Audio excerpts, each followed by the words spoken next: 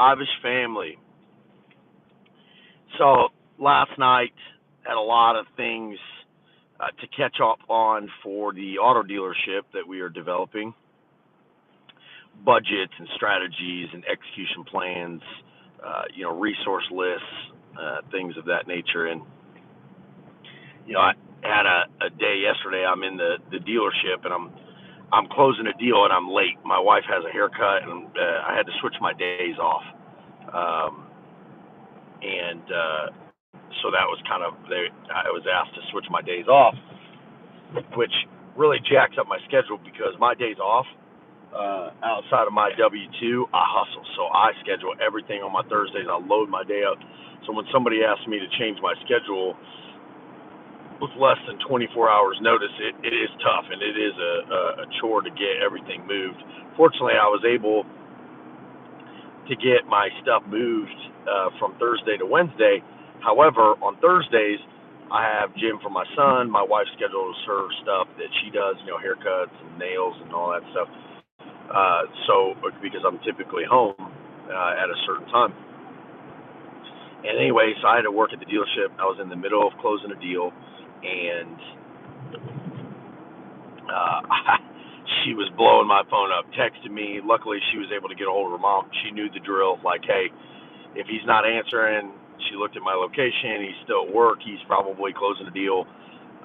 So I love my wife for that, because that can be very frustrating, especially when you're in sales or business or whatever you're doing, and you're in the middle of doing your business and closing a deal because that's what pays for your family, etc. You've got to focus on one thing and then tackle the next. And I had promised her that I would be home, and I wasn't. And that's part of the sales game, part of the business game. Anyway, so I ended up calling her after I'm with the customers. Customers are thinking about it. She says, "Hey, my mom's coming." Okay, great. So her mom's coming. I still got to go because I'm going to get my son to gym. Like, I'm not taking that away from him. But I'm working this deal, and so I have to trust my sales team. So I bring one of my senior guys up there while working the deal. I bring him around the desk. I show him the screen. He's done this before with me at another dealership, different industry. And so I knew he had the wherewithal enough to be able to look at the screen and tell where we were at. So got him dialed in, showed him the grosses, the numbers. I said, hey, if you do this, yada, yada, you need to do this, etc., and gave him the quick rundown, like a 30-second rundown of the process. And so I looked up at my guys and I said, you got to close this deal. I'm going to get out of here. It's on you.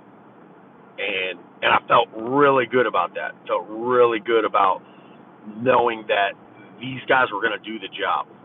And one way or another, they were going to do the job. Gave them full autonomy on margin, whatever it was. And ultimately, I'm rushing home, shooting text messages back and forth to walk them through it. The customers are back and forth. They end up wanting to leave, and then one of the salespeople, the senior salesperson that I put at the head of that deal, he brought it back together, and so I get to my house, I get my son, getting him ready to go to gym. We're probably going to be 10, 15 minutes late.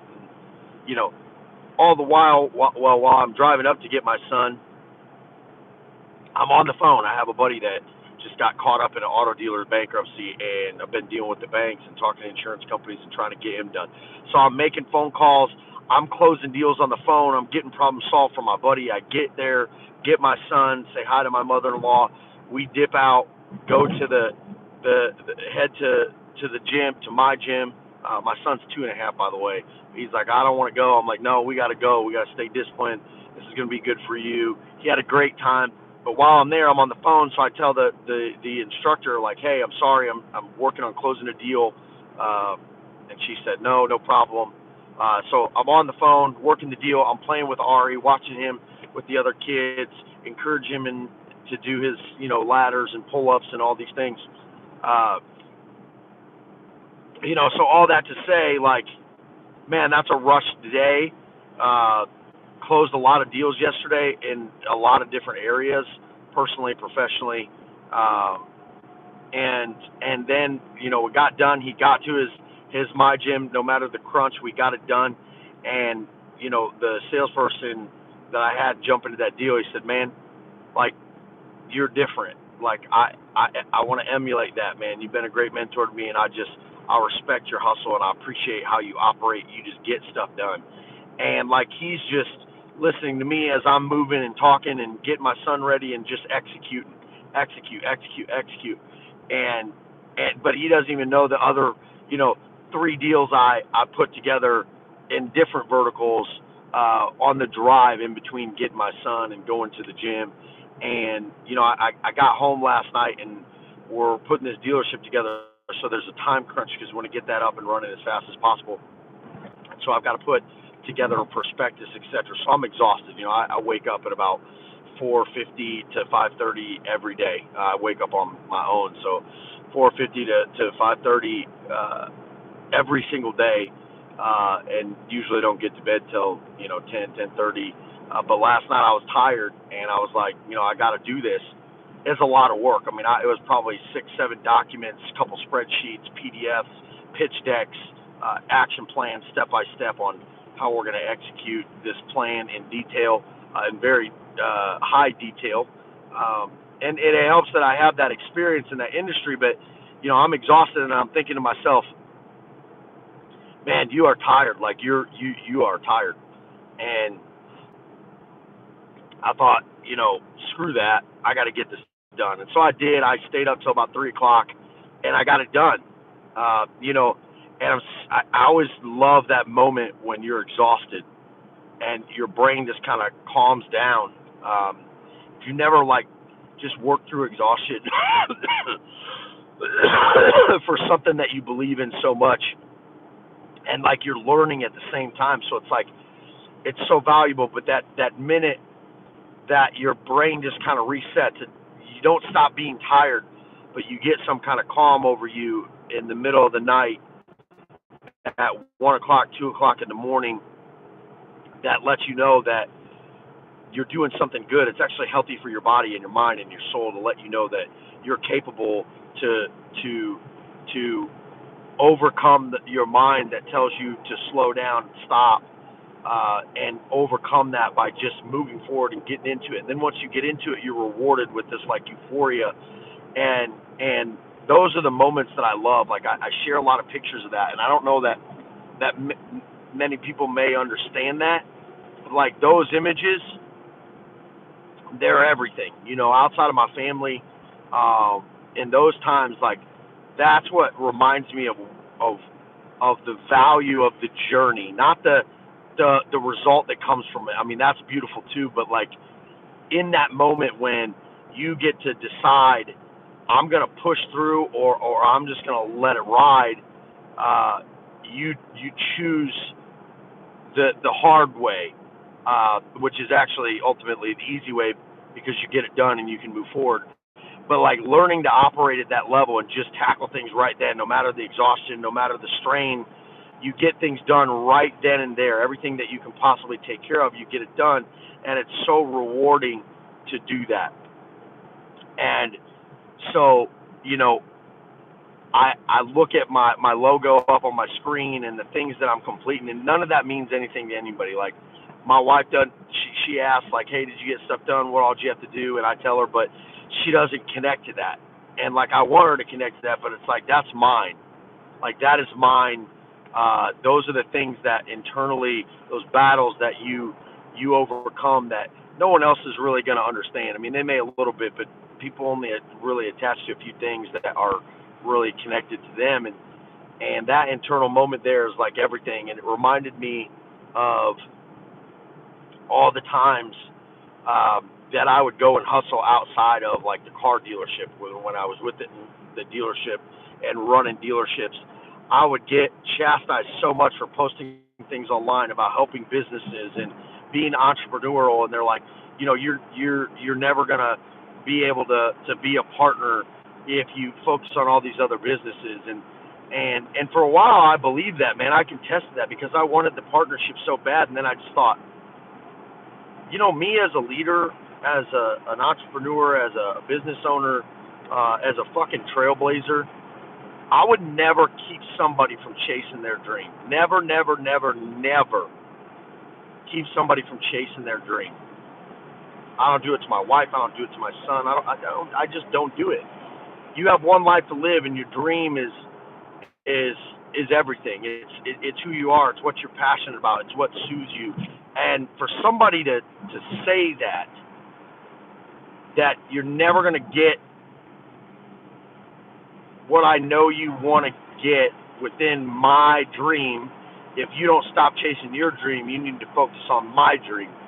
And over the years, I really started to realize, like, if somebody tells you that, they don't care about your dream. They don't care about what you accomplish. They don't care what's important to you and what fulfills you. They only care that you find them important, their goals important, and you fulfill them. And so anytime you hear things like that, it may sound scary in the moment because you're like, oh man, this person's going to think less of me, et cetera, et cetera. I promise you the best thing that you can do is push through. Chase your dreams, because what I realized is you can get dropped in, the flip of a hat with no concern, no qualms to your efforts. Like all the hours that you spend hustling on your dream, no one accounts for those hours. The only one that counts to is you. And inevitably, in time, and it could take 40 years, it will pay off. It will pay off in your ability to push through to things like that, your ability to overcome things like that. It will push through to the way in which you operate in life, the way in which you handle things in life, the glow that you have in this life. It will put you on a whole different level of being than most people can even fathom. And it's not about the money. Like, don't hustle for the money. Hustle for the accomplishments and the pride that you get in overcoming challenges within yourself and obstacles in the world and learning how to navigate, because all of the actions that you're taking there and all the things that you get from that experience are giving you lessons and skills that most people will never have. And so it just allows you to operate so much better, cleaner, smoother, more effectively, with more joy, with more abundance, with more positivity and absolution in your life, because of all those things. The money doesn't matter, but the money will come. I promise you that. The money will come. If you chase something you're passionate about and you serve people well and you serve a lot of people, the money will pile up. And it may take 10 years. It may take 50 years. But who gives a fuck? Because it's not about the end result. The idea compels you to get to the end result, but the journey is the masterful thing that will set you apart and set you free in this life, to know who you are and what you're capable of in any environment. And no one can take that away. No job, no person, nothing can take that away. The only thing that can take that away is death. That's it. So, again, always pursue your dreams, right? It doesn't mean that you don't make consolations and things like that for others in your life and to better your life, or slow down for a little bit and focus on one thing, etc. But never stop chasing your dream because someone says that you're affecting their dream.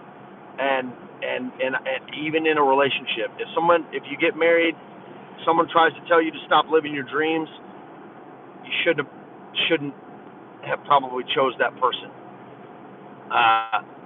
Anyone who ever tries to take you away from your dreams only wants you to fulfill their dream. They only are concerned about what fuels and serves them. And that's not someone that you should trust in those words.